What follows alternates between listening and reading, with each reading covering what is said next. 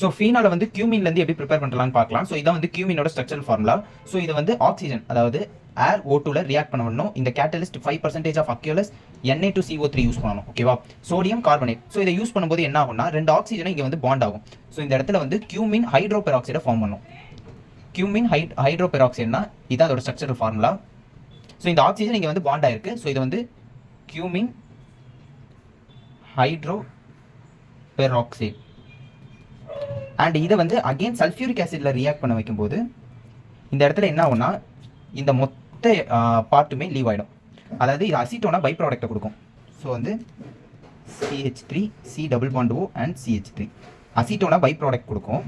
And main product இங்கே இருக்கிற OH வந்து இங்கே சப்ஸ்டியூட் ஆகிட்டு ஃபீனால நமக்கு தரும்.